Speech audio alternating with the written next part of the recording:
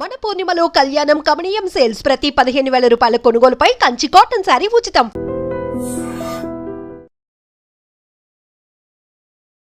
నమస్కారం, welcome to I dream. ధర్మ మార్గం విత్ విజిత కార్యక్రమానికి స్వాగతం.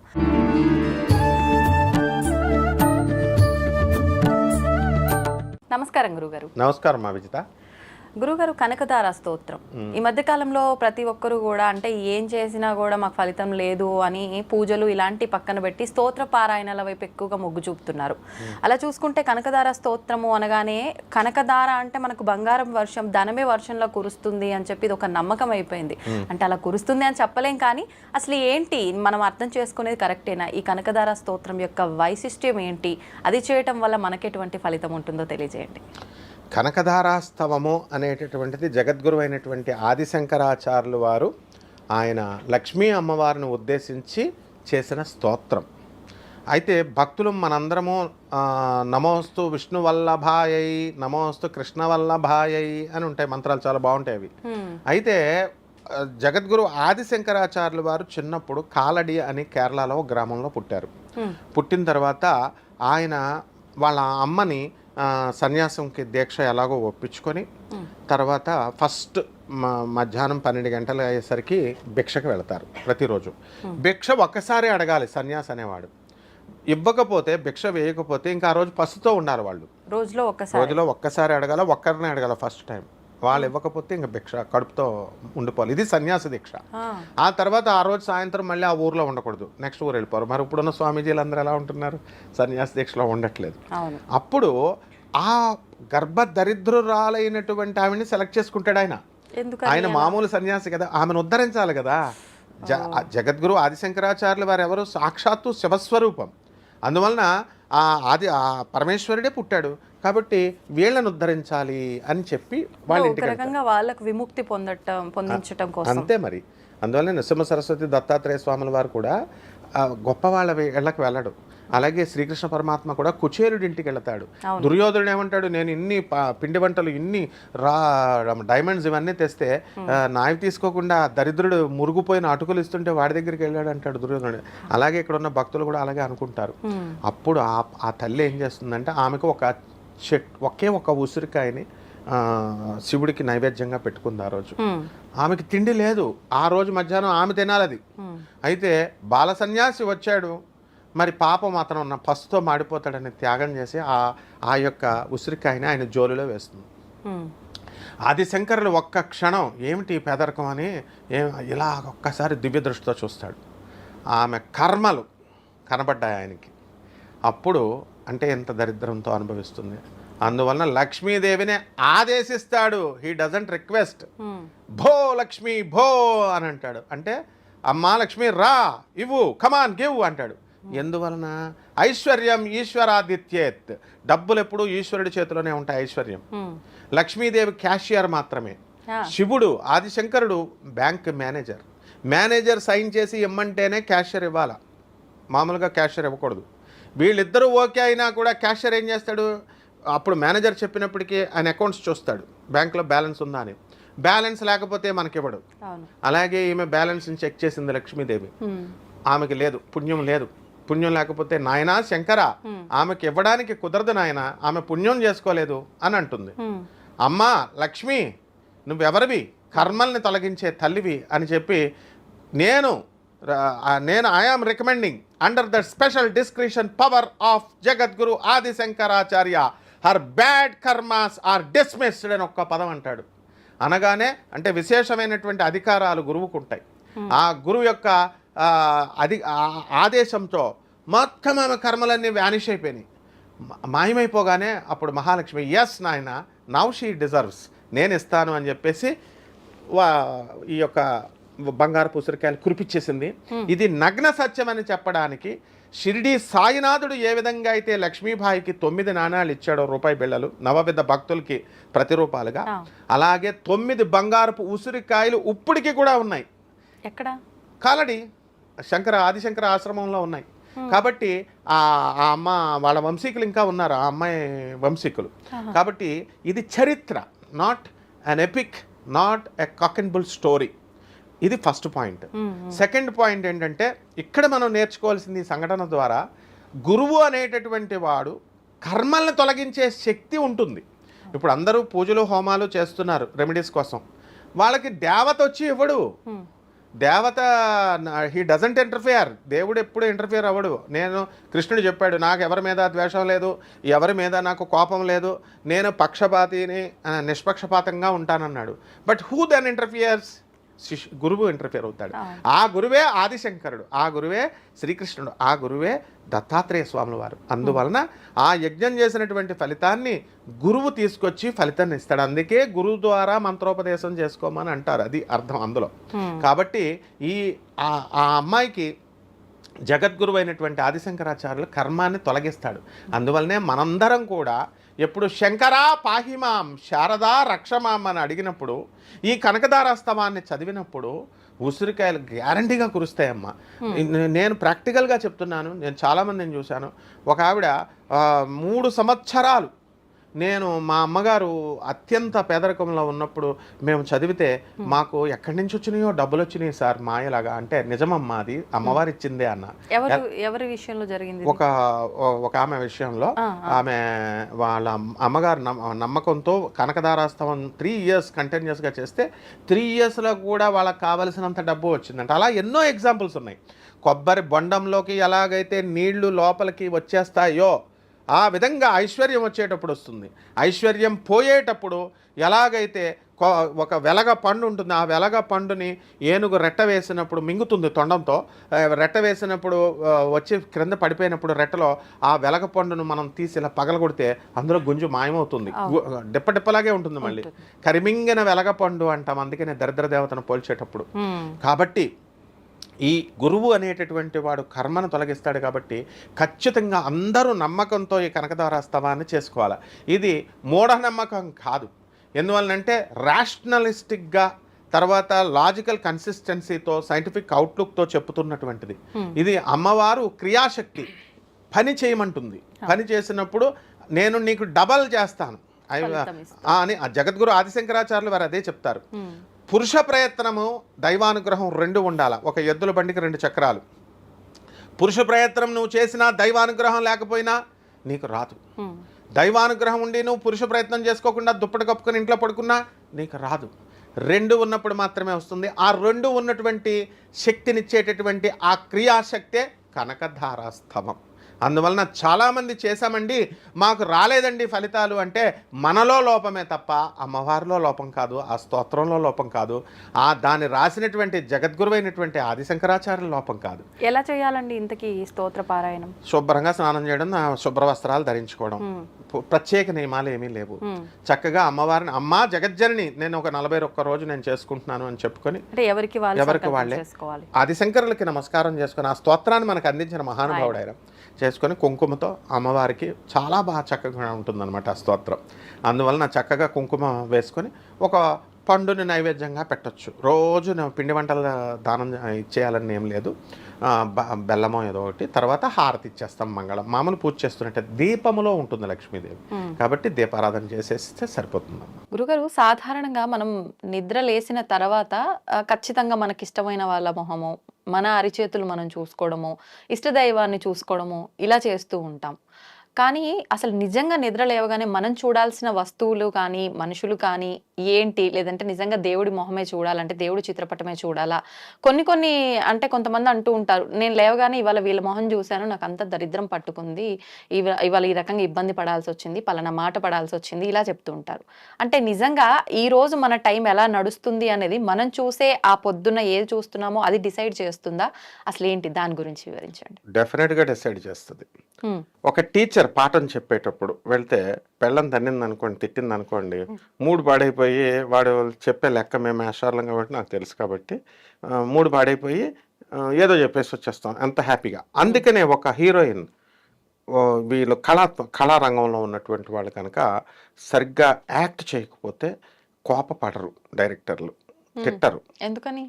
మూడ్ పాడైపోయి ఇంక అసలు ఫీలింగ్స్ రావు అనమాట. అంటే ఇప్పుడు ఆనందంగా నవ్వుతూ ఉండాలా, ఏంటమ్మా ఇంకా బెటర్గా చేయొచ్చు అని బ్రతిమాలుకుంటారు అంతే తప్ప కళాకారులు అంటే ఏంటి, చంద్రుడు మనస్సు చాలా సున్నితంగా ఉంటుంది. అవును. అదే మామూలు పోలీస్ డిపార్ట్మెంట్ ఉందనుకోండి ఫర్ ఎగ్జాంపుల్, వాళ్ళు సున్నితంగా దొంగగారు ఎక్కడ పెట్టారు డబ్బులు చెప్పండి బంగారం అంటే కుదరదు, అక్కడ బాధేయాలి. సందర్భాలను బట్టి ఎలా అయితే మారతాయో అవును. ఈ ముఖాలు చూసుకోవడాలు కూడా సందర్భాలను బట్టి మారిపోతాయి. ఉదాహరణకి ముందు రోజు రాత్రో లేకపోతే ఒక 2-3 రోజులో పెళ్ళంతో గొడవ పడ్డాడు అనుకో ఒక మనిషి, అతను తెల్లవారు లేవగానే పెళ్ళం ముఖం చూడాలి, చూడకపోతే ఆమె ఫుడ్ పెట్టదు. కాబట్టి గొడవ పడినటువంటి సందర్భాలలో ఆమెను శాంతపరచడానికి ఈయన భార్య ముఖం చూసినప్పుడు తప్పకుండా శుభం జరుగుద్ది. అదే నార్మల్గా ఉన్నప్పుడు మామూలుగా ఉన్నారు, భార్యను జ్యోతిష శాస్త్రంలో ప్రథమ శత్రువు ఎవర్రా అంటే హస్బెండ్కి ప్రథమ శత్రువు వైఫ్కి ప్రథమ శత్రువు భర్త. ఎందువల్లంటే 100% జ్యోతిష శాస్త్రమే అది. లగ్నాన్ని నుంచి సప్తమ స్థానము అనేటటువంటిది భార్య స్థానం, భర్త స్థానం. మనకి శత్రుస్థానం అనమాట, అది మారక స్థానం, ఇంకా చంపేస్తుంది కూడా, అందువలన బాధేస్తుంది, తన్నేస్తుంది. అందువలన సప్తమ స్థానము కాబట్టి, అంటే ఎందువలన వీళ్ళు శత్రువులు అవుతారంటే దే ఆర్ గుడ్ ఫ్రెండ్స్. 24 గంటలు కూర్చుంటారు, ఏముంటది డిస్కషన్. కరోనా టైంలో చూడు కూర్చొని, నేను ఫస్ట్ కరోనా రాగానే చెప్పాను ఎక్కువ విడాకులు డైవర్సులు ఆ టైంలో అయిపోతాయని. ఎందుకంటే కూర్చొని మా అమ్మ 4 years బ్యాక్ మీ అమ్మ అలా ఉంది, 2 years అందువలన అనమాట. సో ఇలా తోడుకుంటారు కాబట్టి, ఇలాంటి తోడుకోకుండా ఉంటే నో ప్రాబ్లం. భర్త భార్యతో ఎదుర్కొండగా ఉన్నప్పుడు లోపాలు ఎంచుకుంటా ఉంటారు కాబట్టి ఇష్టపడరు. హ్యూమన్ బీయింగ్ లక్షణం ఏమిటి, తన్ని ఎంతసేపు అవతల వాళ్ళు పొగుడుతుంటే హ్యాపీగా ఫీల్ అవుతారు. ఇప్పుడు మనం కిరాయికి ఇచ్చి డబ్బిచ్చి నన్ను పొగడరా బాబు అన్న, వాడు ఏదో డ్యూటీ ప్రకారం డబ్బులు ఇస్తున్నాం జీతం ఇస్తున్నాం తప్ప ఆర్టిఫిషియల్గా ఉంటుంది తప్ప పొగడతా న్యాచురల్గా ఉండదు. అందువలన మనము అసలు ప్రొద్దున్నే లేవగానే ఎవ్వరికి తెలియని రహస్యం చెప్తాను, ఎవరు చూసుకోవాలి తెలుసా, అసలు మనల్ని మనమే చూసుకోవాలి. ఎందుకంటే ఈ ప్రపంచంలో ఈ విశ్వంలో మనల్ని కంటే మనం అధికంగా ఎవరిని ప్రేమించం. ఇప్పుడు నన్ను నేనే ప్రేమించుకుంటాను, అందుకే పౌడర్లు రాసుకుంటా, అన్నీ రాసుకుంటా.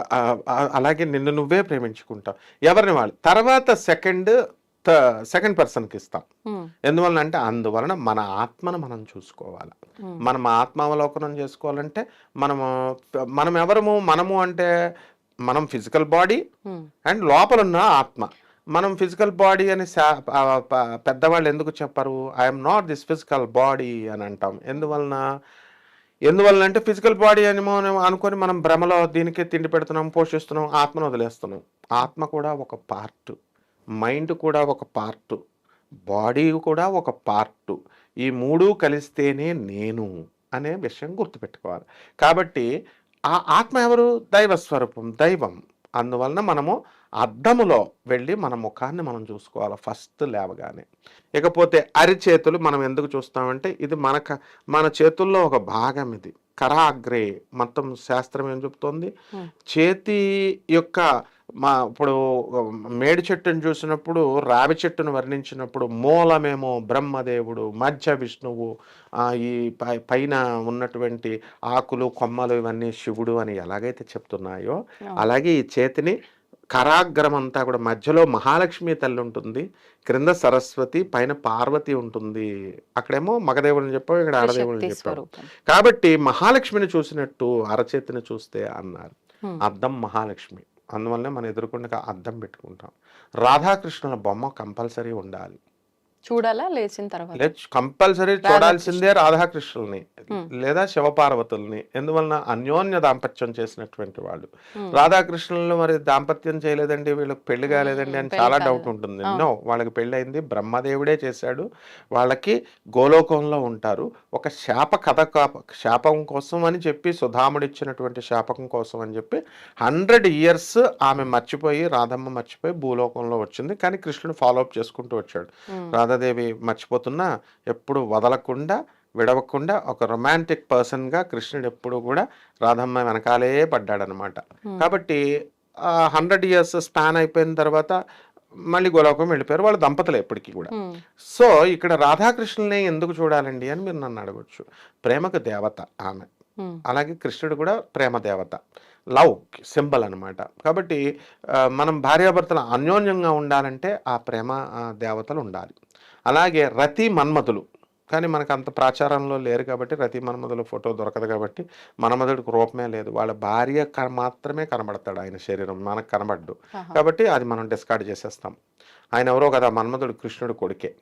తర్వాత మళ్ళీ ఈ శివ పార్వతులు అంట చాలా అన్యోన్యమైనటువంటి దంపతులు, జగత్తుకే తల్లి తండ్రులు. కాబట్టి పటమ రూపంలో చూసేటటువంటి మనము ఏం చేయాలంటే రాను రాను మనము ఆ పటం లేకపోయినా సరే మనం ఆ గోడకు చూస్తే మనము ఏమవుతుందన్నమాట, శివపార్వతులను చూసినట్టు ఉండాలి. ఆ తర్వాత పొరపాటున మనం బయటికి వెళ్ళినప్పుడు పిల్లిని చూసామనుకో, ఏమంటారు, అయ్యో పిల్లిని చూసావా, ఈ రోజు అన్నీ నీకు అపశకునాలే అంటారు. మరి చాలామంది ఇళ్లలో పిల్లులు ఉంటాయి, ముఖ్యంగా ముస్లిమ్స్. మరి వాళ్ళకి అవేం పట్టించుకోరు. మనం కూడా మన ఇంట్లోకి పిల్లులు మనం పెంచుకోకపోయినా వచ్చి గ్రామాల్లో మామూలుగా ప్రతి ఇంట్లో పిల్లులు కాబట్టి అది మూఢనమ్మకం. పిల్లి ప్రత్యంగిరాదేవి, పిల్లి సింహం, the cat family, tiger. North side పిల్లిని పూజిస్తారంట కదా గురుజీ? పూజిస్తారు, ప్రేమిస్తారు, పెంచుతారు. పిల్లి ప్రత్యంగిరాదేవి, అందు సింహవాహనం. క్యాట్ ఫ్యామిలీ అంటాము. పులిని సింహాన్ని కూడా క్యాట్ ఫ్యామిలీ అంటాం, కానీ టైగర్ ఫ్యామిలీ అని క్యాట్ ననం. పిల్లి టైగర్ కంటే కూడా చాలా తెలివైంది. అవి వాటికి పిల్లి ఏం చేసిందంటే పులికి మొత్తం అన్ని విద్యలు నేర్పేసింది, మేనమామ అనమాట. నేర్పేసిన తర్వాత నేను తినేస్తాను అని అటాక్ చేయబోయింది. అప్పుడు ఈ పిల్లి ఏం చేస్తుంది, చెట్టుపైకి ఎక్కేసి నువ్వు నాకు ఇలా చేస్తావని తెలిసినైనా నాకు పంగనామాలు పెడతావని, అందుకనే నేను నీకు ఒక విద్య నేర్పలేదు, చెట్టు ఎక్కడం అంది. అందువలన మనము పిల్లికి అఖండమైన తెలివితేటలు ఉంటాయి. కాబట్టి మనం ఖచ్చితంగా పిల్లి ముఖం చూస్తే ఇది అని మనం ఏమి అపశకునాలని మనం అనుకోకూడదు. ఇప్పుడు మీరు చెప్పినట్టుగా ఈ పార్వతీ పరమేశ్వరుల ఫోటో అని అంటే అది మనం బెడ్రూమ్ లో పెట్టుకోం కదా? పెట్టుకోవచ్చు, పెట్టుకోవాలి. అందుకనే వీళ్ళు ఏమంటారంటే అమ్మ, ఎలాబరేటెడ్గా ఉంటుంది నాలెడ్జ్ అనేది. ఎల్కేజీలో ఉన్నప్పుడు మనము ఏమని చెప్తాము, చాక్లెట్లు తినొచ్చు అని వాడికి స్కూల్లోకి వచ్చినప్పుడు చాక్లెట్లు అలవాటు చేస్తాం. డాక్టర్ అమ్మలు కూడా ఇంజెక్షన్ ఇచ్చేటప్పుడు చాక్లెట్ ఇచ్చి ఒక ఇంజెక్షన్ ఇస్తాం చిన్నప్పుడు. ఒక 5 రోజులు 6 రోజులు అలవాటు చేస్తాం స్కూల్కి వచ్చేటప్పుడు. తర్వాత ఏం చేస్తాం, నెమ్మదిగా పీకి పడేస్తాం. చాక్లెట్లు ఏమో వాడికి అలవాటు అయిపోద్ది. ఆ విధంగా వాడు ఎదిగిన తర్వాత, మెచ్యూరిటీ వచ్చిన తర్వాత, 10th ఇంటర్ పెద్ద అయిన తర్వాత వాడు అసలు చాక్లెట్లు పనే లేదు, వాడికి వాడే వెళ్ళొచ్చేస్తాడు. అంటే అండర్స్టాండింగ్లో డిఫరెన్స్ ఉంటుందన్నమాట. ప్రాథమికంగా మనం భగవంతుడు ఈ గోడలో ఉంటాడు, ఈశాన్యం దిక్కులో ఉంటాడు అని చెప్తాం. ఆ తర్వాత గ్రాడ్యువల్గా సాధన మార్గం పెరిగిన తర్వాత దేవుడు సర్వవ్యాపకుడు, అన్ని చోట్ల ఉంటాడు అని చెప్తాం. బెడ్రూమ్లో కూడా ఉంటాడని. ఆ తర్వాత దేవుడు డెవలప్ అయిన తర్వాత మైండ్, దేవుడు ఫోటోలో ఉంటాడు, మన ఆత్మే దేవుడు అంటాం. అందుకనే మన ఆత్మను మనం చూసుకోవాలి అద్దంలో అన్నాం. కాబట్టి ఇదంతా ఈ శివుడు పార్వతి మగుడు పెళ్ళాలు, రాధాకృష్ణులకి పెళ్ళి కాలేదు, ఇదంతా ప్రైమరీ లెవెల్లో ఉన్నటువంటివి.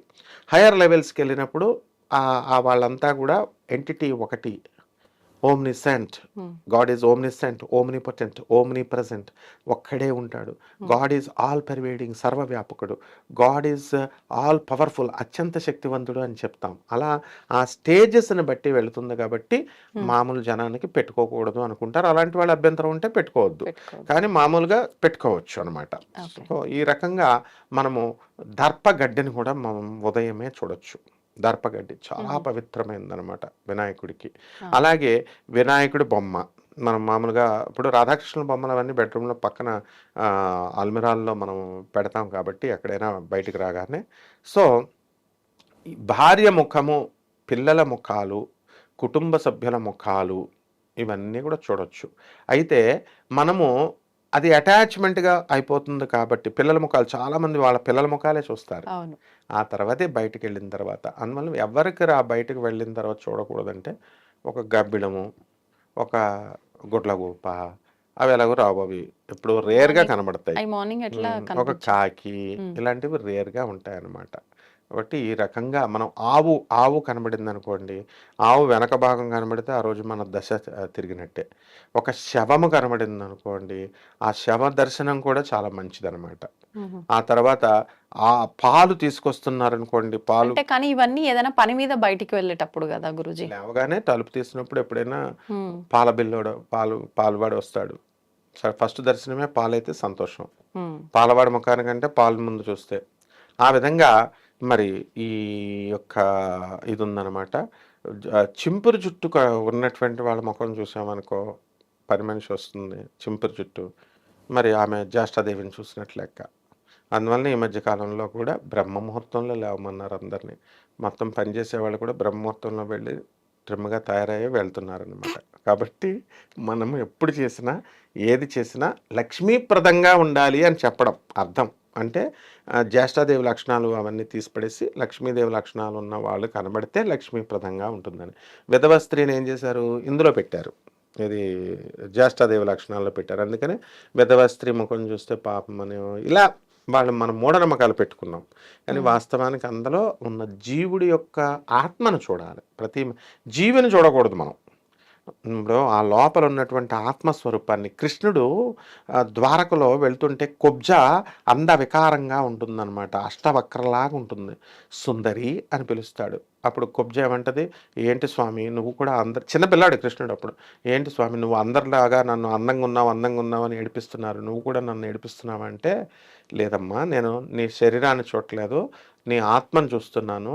ఆత్మను ప్రతి మనిషి చూడాలి. ఆత్మ చాలా సౌందర్యం అనమాట, జగత్ సౌందర్యం, మిస్ యూనివర్స్ అలా అనమాట. సో ఆ విధంగా లక్ష్మీప్రదంగా ఉన్నటువంటి వస్తువులు. తులసి కోట, ప్రొద్దున్నే లేచి దేవుడి పటాలే కాకుండా తులసి కోట చూడొచ్చు పూజా మందిరంలో. నీకు చక్కగా ఎలా అలవాటు చేస్తారో తెలుసా నీకు? మా అమ్మగారు వెంకటేశ్వర స్వామి, మా కులదైవం వెంకటేశ్వర స్వామి కాబట్టి పెద్ద వెంకటేశ్వర స్వామి బొమ్మ ఉంటుంది, ఫోటో. దాంట్లో ఆమె రోజు ప్రొద్దున్నే లేవగానే చిన్నప్పుడు ఇప్పటికీ నాకు గుర్తుంది, దండం పెట్టి ఇచ్చేటప్పుడు ఒక చాక్లెట్ ఇసిరేవారు. చాక్లెట్ ఇసిరితే ఆ చాక్లెట్ దేవుడు వేస్తున్నాడని చెప్పేవారు.